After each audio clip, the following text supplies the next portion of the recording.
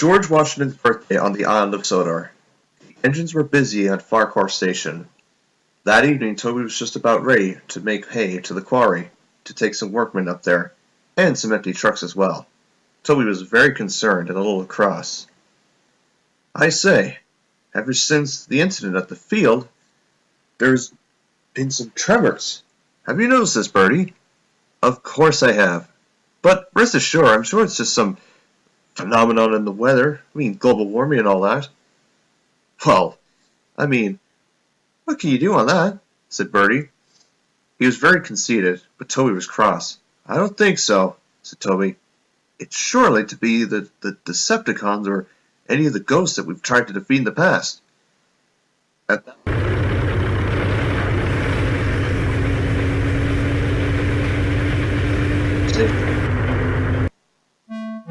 Well, I must say, there seems to be some very constructive criticism regarding this matter. I assure you that nothing like this has happened out of the ordinary by any stretch of the imagination. But regardless of the less, I assure you that things like this may happen from time to time. I mean, anyway, I must be off. Both parted.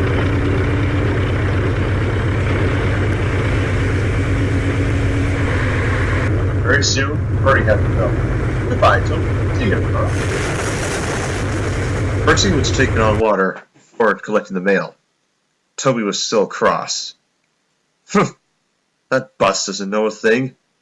He hasn't even seen what we've gone through. Toby was very angry, but the driver and fireman tried to calm everything. What? Mail! He said that phrase too many times to the fireman. 5 weeks in the area. Percy backed up to the train and was coupled up. The guard blew his whistle, and Toby had to make it away. Let me know if you see anything. I figured out a short silent. Very soon, Percy had to keep the mail. All hands were stuck, and parcels fled, destined all and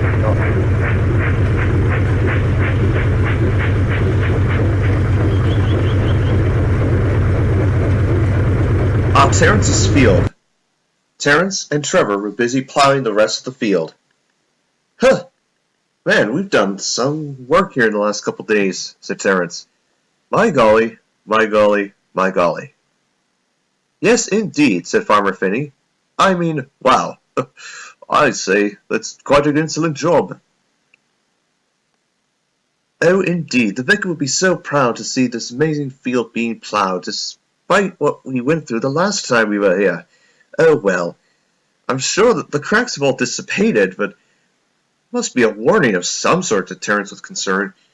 I don't know. Something is up. I don't know what the ghosts want or the Decepticons want, but we gotta figure this out. We have to get to the bottom of this, but then it happened.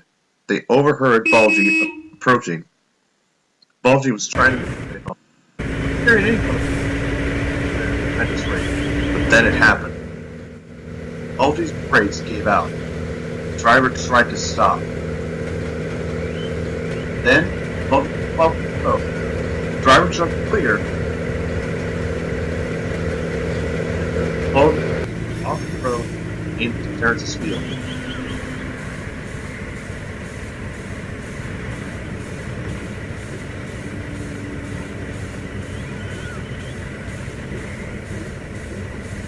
Bulgy was in a mess. He felt embarrassed. He felt ashamed. At that moment, Sir Topham had arrived. Bulgy, what were you doing? You know by now that you're not supposed to go fast at that curve. I remember Hugh having had an accident when he first arrived here on the island.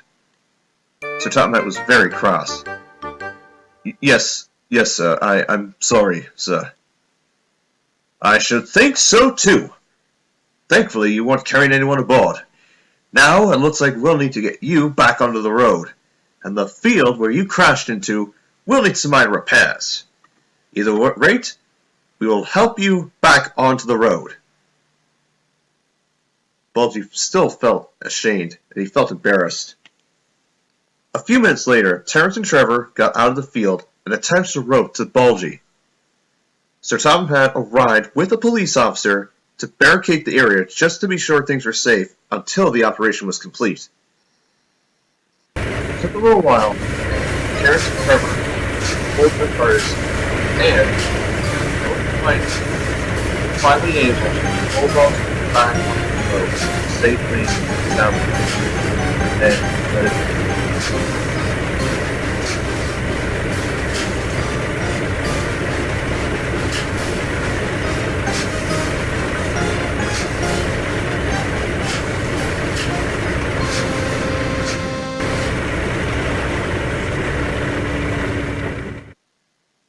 Bulgy felt relieved, but still felt a little giddy.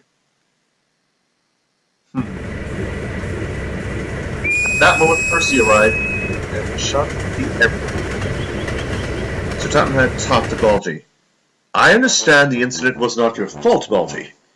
Your brakes are worn out. You'll need to go to the works and get them repaired. Indeed, and this fence will need to be replaced too, said the officer. I'm sorry, everyone. I was maybe have been in a bit of a hurry. I know the speed limit and such. I may have overcompensated myself a little. I mean, I don't know what to think, but is it true, sir, about these rumors about the field and... Yes, it's true, said Sir Topham Hatt. I swear we have dealt with these creatures before, and we will deal with them again if they ever show up. Do not know what they want, but what I do know is this. We're sticking together no matter the cost. Indeed, said the officer. I will notify the authorities at once regarding the matter. Everyone remained silent for a few seconds. Trevor spoke up. We'll need to get that section repaired of that field. It won't take it'll only take 5 minutes, but thankfully the damage wasn't much more. And I mean, those cracks have disappeared, sir. The very cracks from the first incident. Do you think it was one of the engines that we have already dealt with in the past? It could be one of them, said Terence. Honest. Whoever it could be. It could be 98462. It could be Montague. It could be whoever. Maybe even that faceless engine we had to deal with. I don't care what we do with, but whatever it takes, we will stop whoever is responsible for the incident. All the engines, Bulgy, Terence, and Trevor made their way back home. As for the presence of Alfred and Montague, they did not know that they were watching nearby, but that's another story.